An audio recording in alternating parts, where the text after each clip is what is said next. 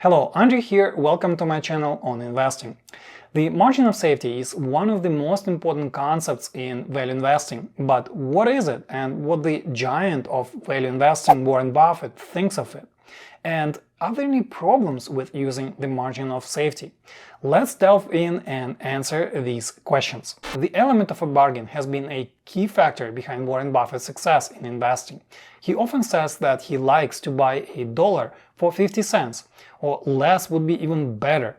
But why? There are primarily two reasons behind that. First, even the most sophisticated investor can be wrong. A value investor usually determines the value of a stock using a discounted cash flows model. Others may add a relative valuation multiples into the mix, such as price to earnings ratio. If the intrinsic value is below or above the stock price, there is an investment opportunity. But nobody knows what the future holds. This makes calculating the intrinsic value hard and fraught with mistakes. So having a margin of safety would compensate for these human errors. The second reason has to do with timing. The dynamic between the supply and demand is what determines a stock price.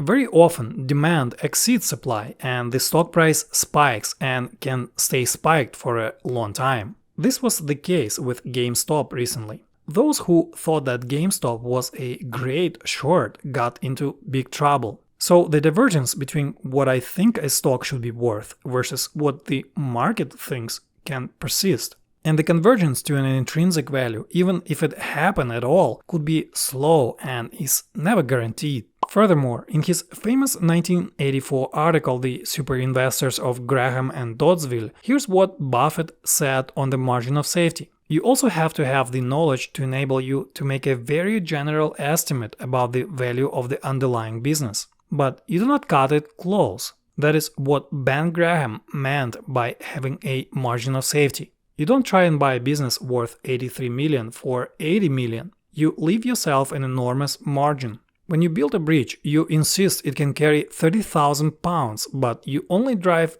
10,000 pound trucks across it. And that same principle works in investing. Benjamin Graham, the father of value investing, understood this very well. He pointed out that investing at a discount can improve the odds of investment success.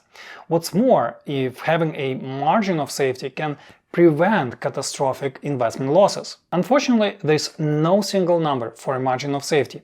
It varies from investor to investor for two main reasons. First, the valuation is more of an art than a science, and it involves a lot of judgment. And some investors may use discounted cash flows model, others may throw in some relative valuation multiples in the mix, and maybe some accounting book values, I don't know, it just depends. And valuation differences will arise inevitably.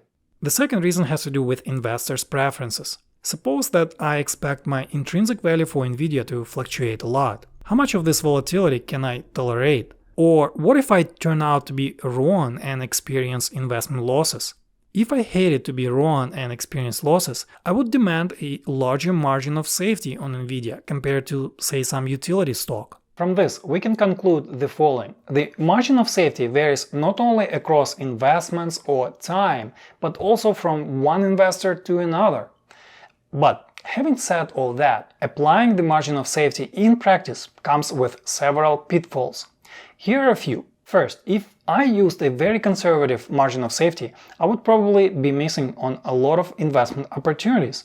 They would simply just fall outside of it. Or conversely, if I used a very aggressively low margin of safety, I would be probably picking a lot of bad stocks. So there's very delicate balancing act to play there. Another pitfall is applying exactly the same margin of safety across all of your investments. But as we just discussed, this just doesn't make any sense. For example, a utility stock which has stable and mature cash flows will likely have lower risk and probably needs lower margin of safety compared to, let's say, a growth stock like Nvidia, which is very risky and needs more higher margin of safety. The third pitfall with the margin of safety has to do with double counting. To my knowledge, almost all intrinsic valuation models require some sort of a risk adjustment. For instance, suppose that I did a discounted cash flow valuation on GameStop. There, I used a conservative discount factor to account for a large uncertainty of cash flows. Also, I used a very low operating margin. Later, I decided that even that is not enough and demanded a large margin of safety, let's say above 50%. Meaning, my intrinsic value has to be at least 50% below the current stock price if I want to short, let's say, GameStop. If I did all that, I would double count the risk big time. Doing so would likely eliminate many other attractive opportunities that could have been great performers for me.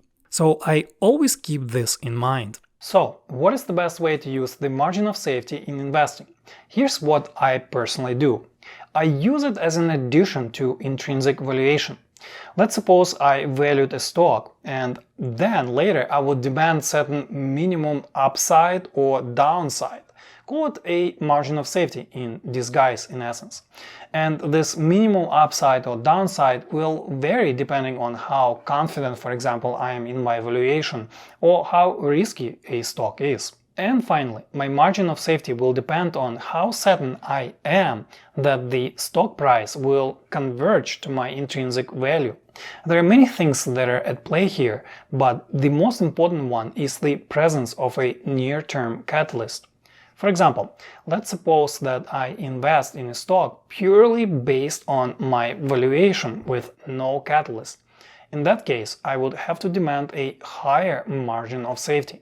The reason is simple. Without any catalyst, a stock can remain under or overpriced for a very long time. This is especially true for some small cap unknown stocks. I can have the most perfect intrinsic value with 100% upside, but nobody cares. Conversely, suppose that there is a near-term catalyst. This could be an upcoming sale of a business or an accelerating cash burn. I would most definitely use a lower margin of safety. In conclusion, the margin of safety is a great tool and very popular among value investors. But this tool, as any other, comes with its own nuances and limitations that you and I as investors should be aware of before applying. That is it for this video, guys. I hope you learned something new today. And if you did, please give this video a like and subscribe to my channel for more content on investing. Thank you for watching.